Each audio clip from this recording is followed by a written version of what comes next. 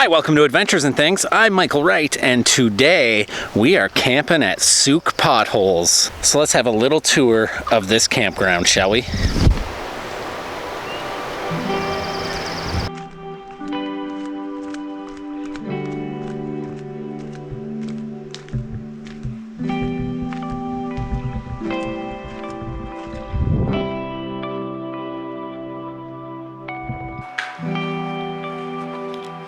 So if you take a look in behind me there, I have a hammock set up with a tarp over top of it. This is something that I want to take out when I go on a kayak trip, and this is all I want to pack. So I'm going to see tonight, the reason why I came out camping solo was to come out and see if I could do the hammock sleeping, so when I go on a kayak trip I can just set up the hammock and go to sleep. So I figured it'd probably be better to come to a place where I could also use this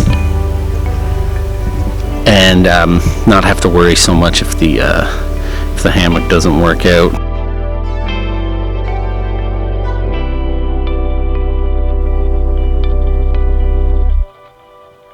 So this is inside the hammock. It is a Woods, which is I believe like a Canadian Tire brand, and it was like $40. It's a backpacker's hammock, so I'm guessing if you're out backpacking and you want to rest your banana, you just throw this up in a tree, or a couple trees obviously, and yeah, you just go and rest. Hopefully it holds up for the night. It is fat guy rated because I'm in it and it's holding up.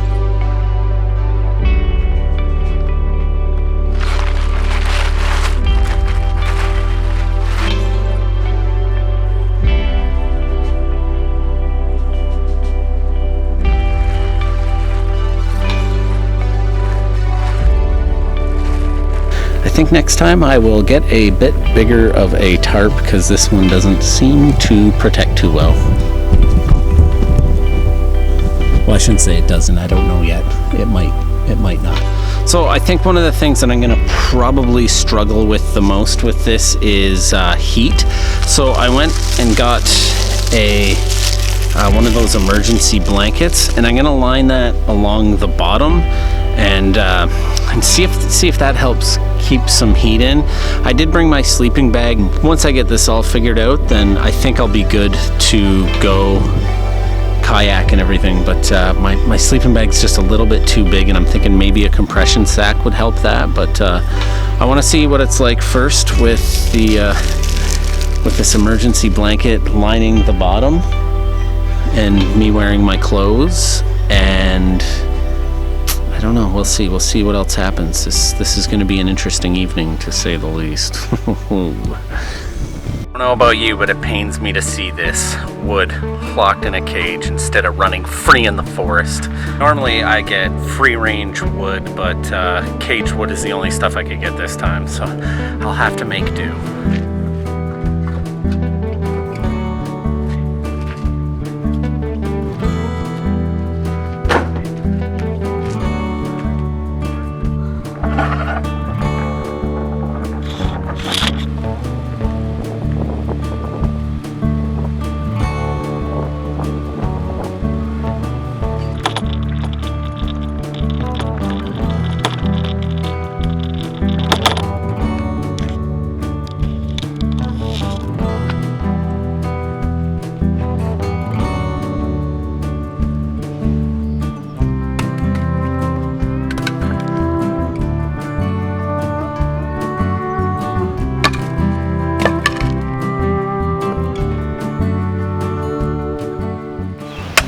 Okay, so it's dinner time, and some of you are going to be absolutely mortified about what I'm gonna put in my body, and some of you are gonna be like, hey, that's not too shabby an idea.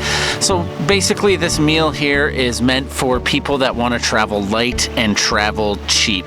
Most of this is stuff that I would have eaten when I hiked on the Appalachian Trail, and it's stuff that I want to take with me when I go kayaking or something, because I have very limited space for when I want to do my kayak to Darcy Island and the other islands trip, and I actually want to do a bike ride out to the very end of the Galloping Goose here. So I need to learn how to pack light again. I got pretty good at it when I was on the Appalachian Trail, like I said, and so this is kind of like a practice run sort of thing. So I'm gonna show you right now what I'm about to consume. Personally, I don't really care where I shop. Some people do, but hey, if you want to travel for cheap and travel light, I go to Dollarama, and I got this for $1.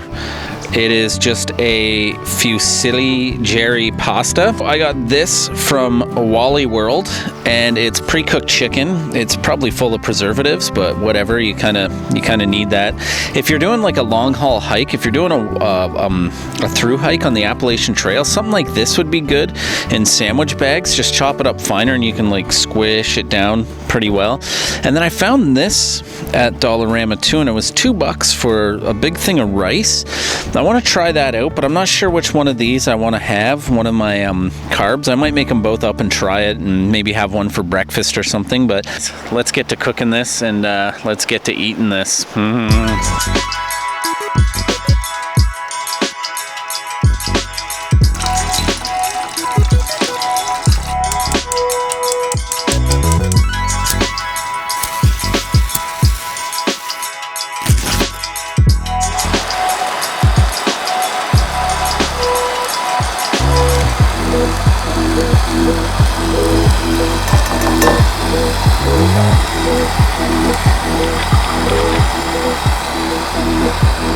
All right, now while that boils, what you want to do, turn the heat down to kind of like a medium, and then just get your chicken ready. I've noticed with these, you get like pretty long pieces of chicken. So you want to just chop those down a little bit so you're not choking your chicken. I mean choking on chicken. Yeah, just take whatever knife and just cut them into like smaller pieces. Basically what you're gonna kind of do is make like a little stir fry almost, but with pasta. I guess it's more like a pasta than a stir fry. Let's try this. Let's see what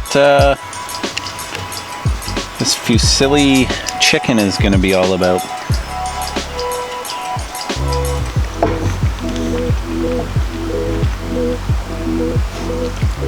No, it's not too bad. You know, honestly, for a $3 meal, I'm not going to complain. This is really good. This is enough sustenance. And the only thing I would suggest, honestly, is the vegetables somehow. It's actually pretty good. It tastes like pesto. I was kind of thinking that it was going to be a little bland, but it's actually pretty flavorful. And I did get flavored chicken. It was like Italian flavoring chicken.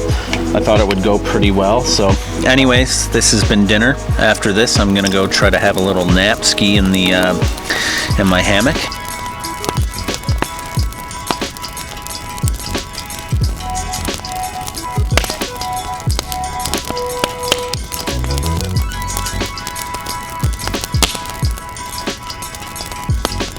This is going to be my first and quite possibly last attempt at sleeping in a hammock. We'll see how this goes. Getting into the sleeping bag with my little big potato sheet was interesting enough. So let's let the easy listening roar of drunkards take us to sleep here.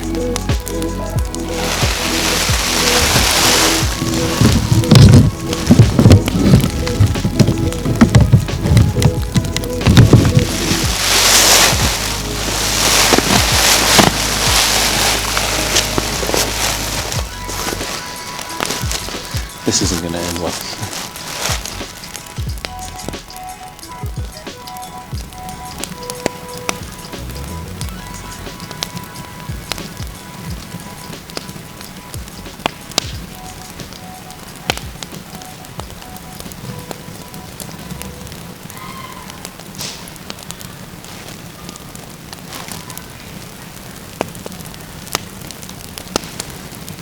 I'm scared already.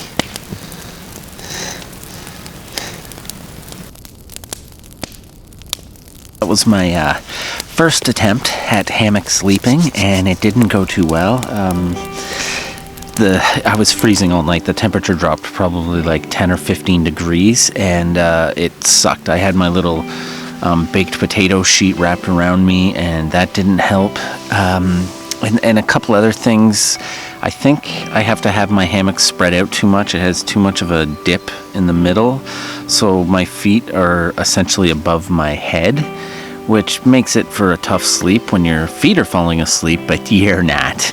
Another thing is the cold. I don't know what to do with that. I was layered up. I was wearing my tuque, 2 jackets, a pair of pants, couple pairs of pants, couple pairs of socks, and I was still freezing.